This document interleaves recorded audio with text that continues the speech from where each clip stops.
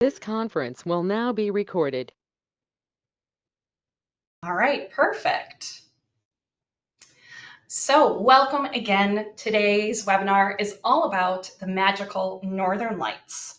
We're going to talk about what they are, how to see them, and importantly, why Iceland is one of the best places to witness them. I'll also share some tips to make your trip more comfortable and rewarding. And at any time, please enter any questions that you have into the chat. We'll have a live Q&A at the end. So with that, my name is Elle Taylor, and I'm your experience specialist here at SilverOpus. The Nordic region in particular is a personal passion of mine. In high school, I spent summers at a Norwegian language immersion camp. And in college, I added Scandinavian studies as an additional major just for fun, where, yes, I studied the similarities between Old Norse and Icelandic, Viking myths, Icelandic sagas, and even continued on to study in Norway at the University of Oslo. So due to this, the Nordic region, Norway, Sweden, Denmark, Finland, and Iceland are some of my absolute favorite places, and therefore I love talking about them. And here at SilverOpus, our very first Northern Lights experience was with a group in 2014. And since then, our team has become seasoned hosts. We really know the how and where to make it happen. We create intimate, meaningful travel experiences that are designed for curious, discerning travelers age 50 and above. And with no more than 14 guests per trip, you can relax, connect, and experience our destinations, in particular Iceland, deeply without feeling rushed. We blend iconic destinations with lesser known gems going beyond the tourist trail. And your guides, they're storytellers. They're local experts who truly know their homeland and love sharing it with humor, warmth, and extensive knowledge. So they'll escort you every step of the way, whether it's just mapping out what you're going to do that day, or even nudging you outside at night when the northern lights appear. So from our boutique hotels to local meals we've planned, every element is handpicked to create a journey that is both immersive and effortless for you to just simply relax and enjoy. While today we're focused on the Northern Lights and Iceland in particular, our small group tours also explore Switzerland, Scotland, England, Wales, Norway, Denmark, Finland, and soon Brazil. However, today it's all about the best nightlife, the Northern Lights.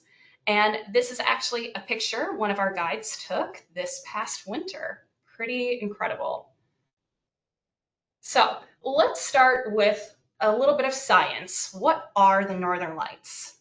But don't worry, I'm not a scientist, so we're going to keep it simple. In short, the Northern Lights, or the Aurora borealis, are caused by charged particles from the sun that collide with gases in the Earth's upper atmosphere. So these collisions, they release bursts of energy in the form of light, and that's mostly green, sometimes purple, pink, or red. And it happens, of course, high above us, 100 miles in the sky. And the show, it's guided by the Earth's magnetic field, which is why it's strongest near the north and the south poles. So the best places to see the lights, they fall within something that's called the auroral oval. And that's this ring-shaped zone around the magnetic poles. So this picture, it shows a short-term forecast of the locations and the intensity of the aurora.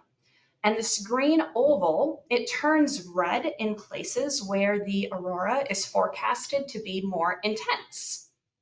Now, Iceland is circled here in pink, and you'll notice that it sits perfectly within that oval. And with its long winter nights, it really is an ideal place for sightings. However, just a few myths to clear up. You can't see the northern lights year round because you need actual darkness. So, for example, remember when you have sunsets, there's still some of that blue twilight. It's not like going into your closet, shutting the door, and turning the light off for instant darkness. They also don't appear every night. Just like you can't necessarily see the moon and the stars at home every night if there's clouds. And when they do appear, those bright neon colors, they aren't always guaranteed. So don't expect a Hollywood light show. They may be faint or fleeting. Uh, Kind of think of it as hunting for wildlife. You need the right conditions and a little luck. We can't control Mother Nature. Now, a question I get asked frequently is, when is the best time to see the northern lights in Iceland? The northern lights you can see between late September and early April. That's when the nights are dark enough in Iceland. However, I'd say that the peak viewing months are October to March.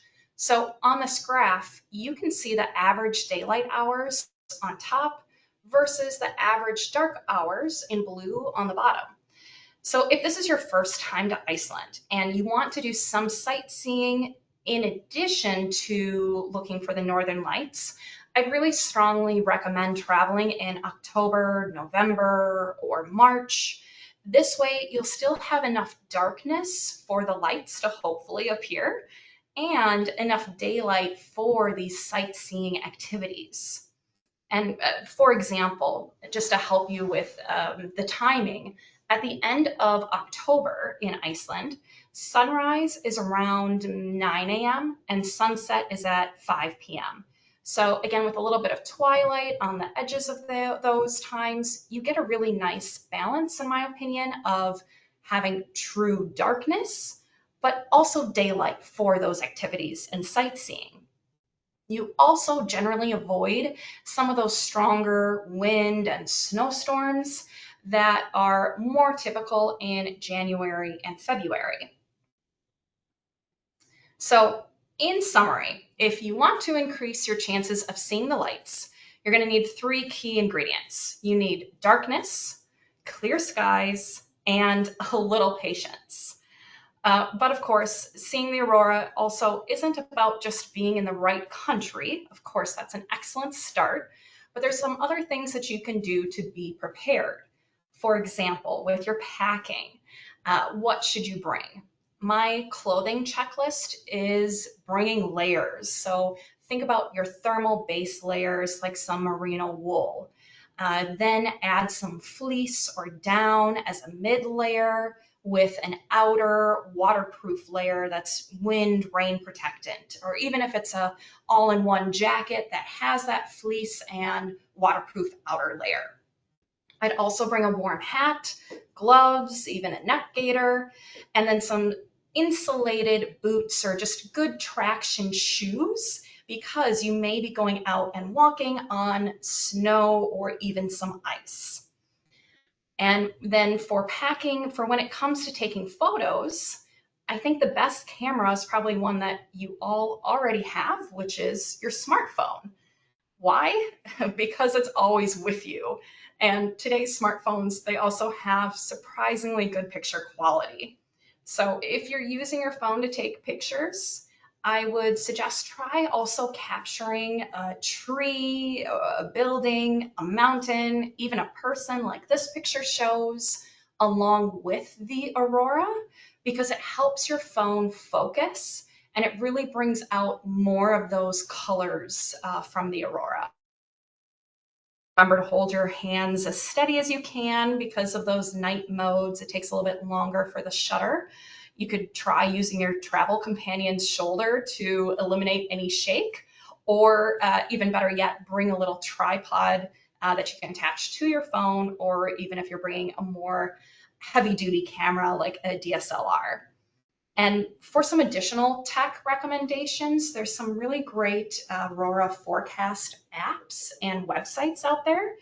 that can help you decide whether you should go out or stay in your cozy hotel with some hot chocolate. So, for example, I would recommend looking at my Aurora forecast, Aurora alerts, Vader, which is essentially the Iceland weather, national weather website, along with cloud cover updates as well. And a final tip is that when you are at your hotels, check to see if they offer Northern Lights wake up calls. You can just ask at your front desk. So we're going to zoom out just for a moment because there are other countries where you can see the Northern Lights. You have Norway, Finland, Alaska, but Iceland, in my opinion, stands out for several reasons. First of all, it's easy access. You've got direct flights from Boston, New York, Toronto, Minneapolis, and many more. You've got really diverse viewing spots. You've got mountains, glaciers, lava fields, waterfalls, beaches. This may sound funny, but there's also minimal trees, which means that you have wide open views in nearly every direction. And you also have some geothermal warmth. So just imagine soaking in a hot spring while the aurora shimmers above.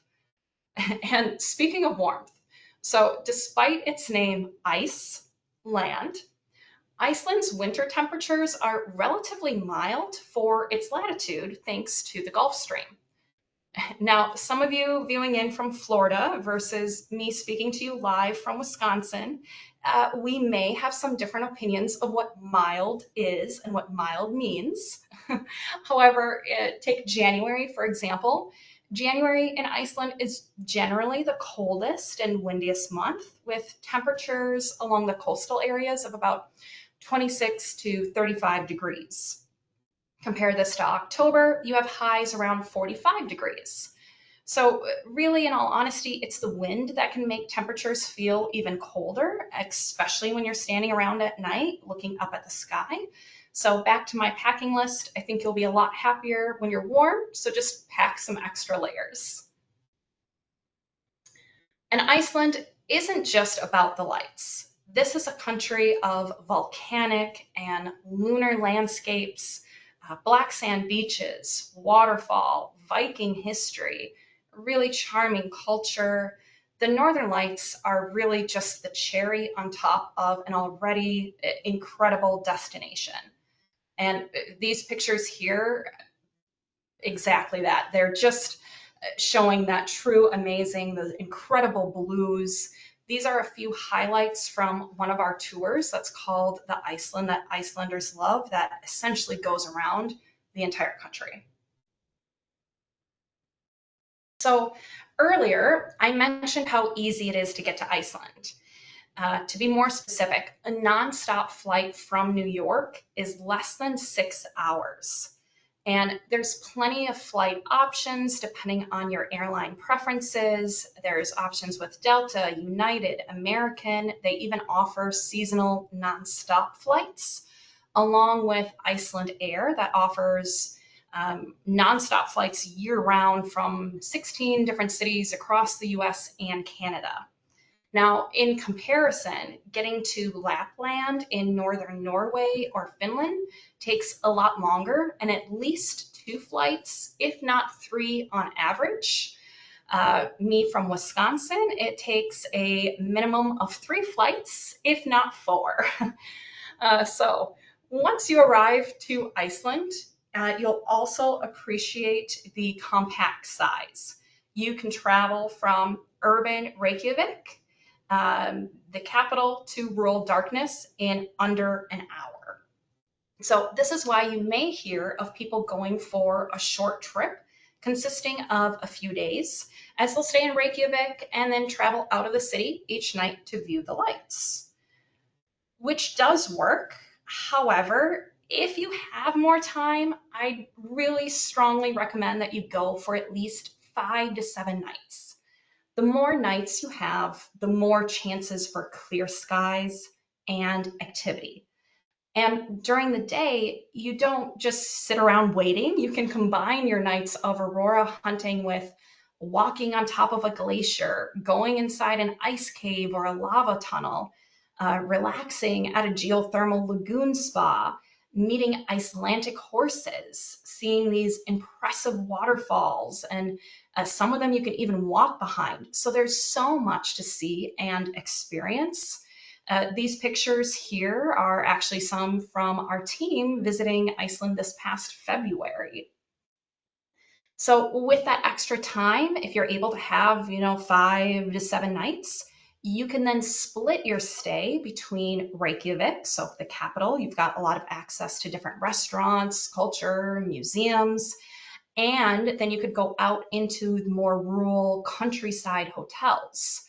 Of course, you can do the Northern Light expeditions from Reykjavik, but the beauty of staying in these rural countryside hotels is that the hotel is the destination for these Northern Lights and these Northern Light expeditions. So you can just enjoy the coziness of the hotel and simply walk outside or enjoy the view from the large windows versus sitting on a bus for at least an hour, maybe more, as you get into these rural areas that these hotels are already located in. And finally, when it comes to getting out of the city, travel with a local. They'll share stories, point out things you'd miss, and most importantly, they also know how to handle Iceland's unpredictable weather. Winter driving here isn't the easiest. Think of snow, ice, wind, limited daylight. So I'd say skip the stress of car rentals and let an expert guide adapt the plan and get you there safely. And my ultimate professional tip is don't plan your entire trip around a single Aurora tour night. So instead, build multiple chances into your trip, whether that's multiple evening excursions or mixing in some countryside hotels as well. And if you'd rather skip all of that planning, that's exactly where we come in. Because after 11 years of these Aurora adventures, we've learned a lot. And it isn't just about seeing the lights, it's about experiencing Iceland as you chase them. So these are two of our most popular tours that have departures during the Northern Lights season. So the first one here is the Iceland that Icelanders love. You can find this tour with departures in May, September, and October. This is for people that have a little bit more time and want to optimize a single trip to visit Iceland. You essentially circumnavigate the entire country. So you travel into the south coast with waterfalls, black sand, volcanic beaches, into the east with fishing villages, spectacular fjords, and into the lunar landscapes of the north. I would also recommend extending this trip at least another day or two so you can explore the capital of Reykjavik. I think this tour does a really nice job of balancing the tourist highlights and, of course, the missed by tourist experiences. You really get to have that opportunity of Icelandic hospitality. There's gastronomic experiences, a farm to table experience, small towns, and of course, the possibility of seeing the Northern Lights while soaking in your hotel's hot tub on our September and October departures. And if you are looking to get away yet in 2025, this year, we do have limited availability on our final departure of the year, which is October 22nd through 29th. Now, the other tour, the Winter Legends of Iceland, I would say if your time is limited and your main goal is to see the Northern Lights, this is the perfect fit. So this itinerary really is designed to maximize your chances with potential viewing opportunities built into nearly every night of this tour. You will spend time in Reykjavik, including an Aurora outing beyond the city lights, and you'll enjoy stays at two different geographical areas in luxurious rural hotels that are specifically chosen for their remote dark sky settings. We'll also make the most of these shorter winter days with this tour because it only departs October through March. So you'll still experience highlights like the Golden Circle and the Blue Lagoon with minimal driving times, and of course, a few local surprises along the way. And all of this fits comfortably within a 1 week escape. And for this year, our next available departure is October 29th. Now, if you love these ideas, but the tour dates don't work for you, we do have other options. I just didn't want to take all of your time today going through those, so please contact us. My team and I would love to talk to you more about additional ways to discover Iceland this winter.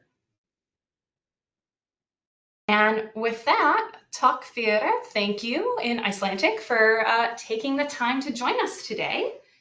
You can reach out to us directly at 800-936-2814 or email us at info@silveropus.com with any additional questions or if you're ready to start planning your trip. And with that, we do have a few minutes if there are any additional questions. Which I have one of, do your tours include meals? Yes, they do. The tours have each tour is a little different for the inclusions, but for example, in our Winter Legends tour, you have your comfortable boutique accommodations, multiple meals. Off the top of my head, I believe it is 9 in total, 6 breakfasts and 3 dinners.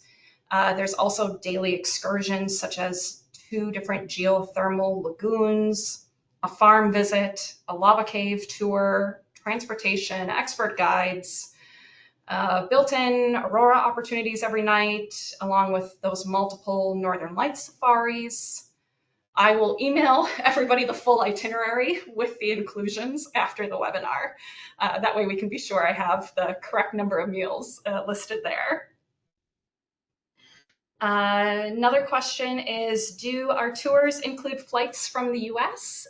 They do not, as we have found that people have different preferences for their airlines, for example, Delta versus Iceland Air.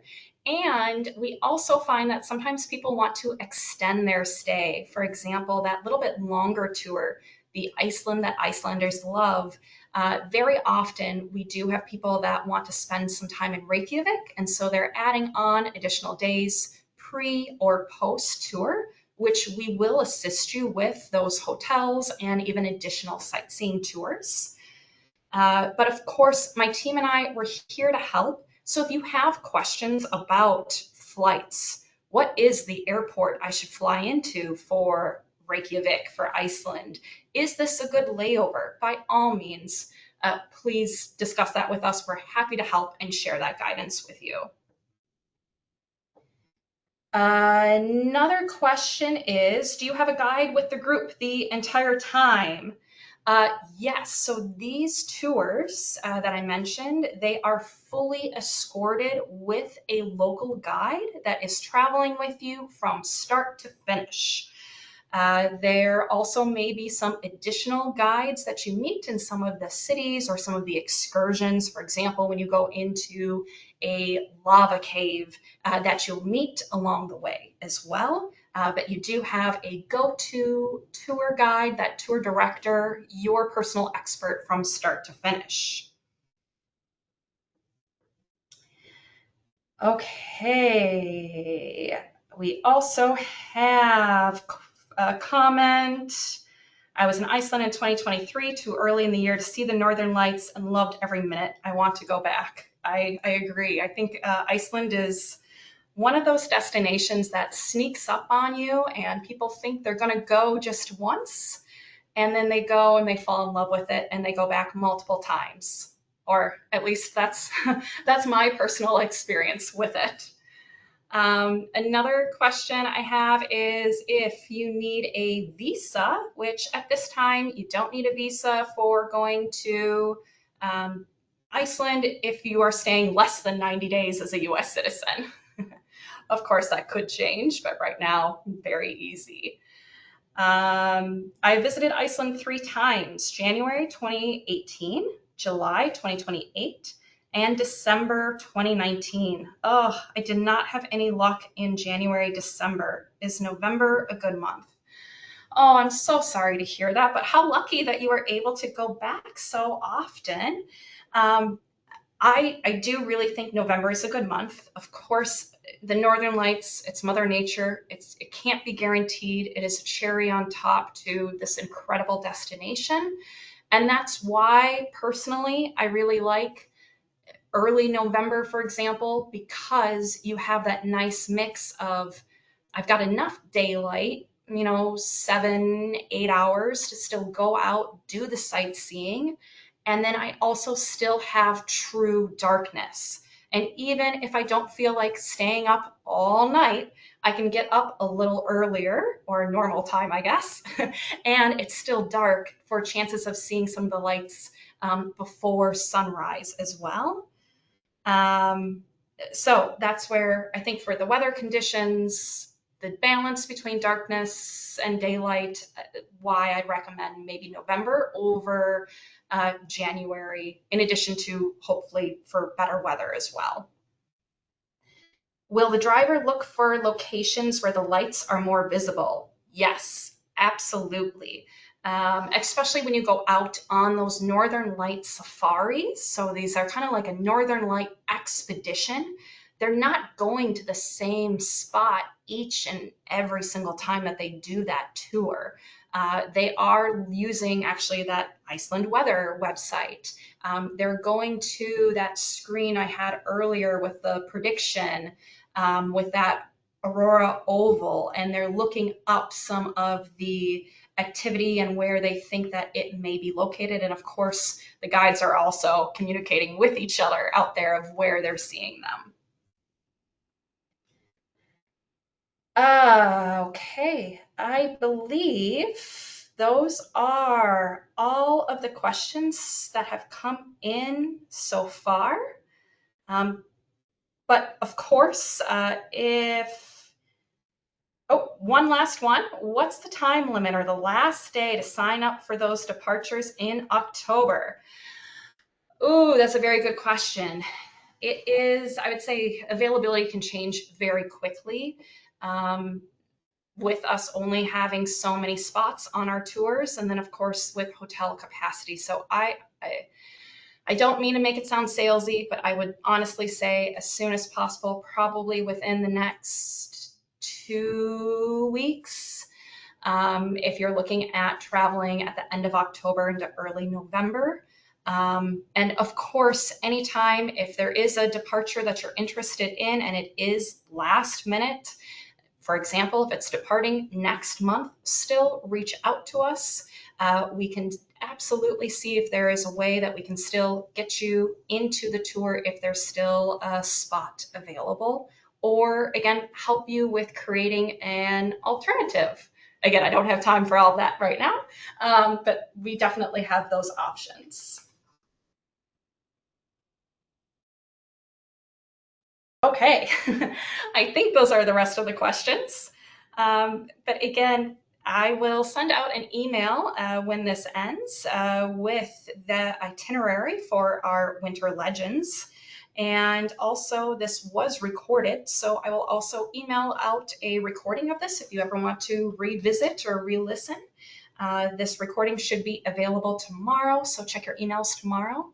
And of course, if there are any other questions, please reach out. Thank you. Thank you so much again for your time and joining us today and letting me talk to you about Iceland. It is my pleasure.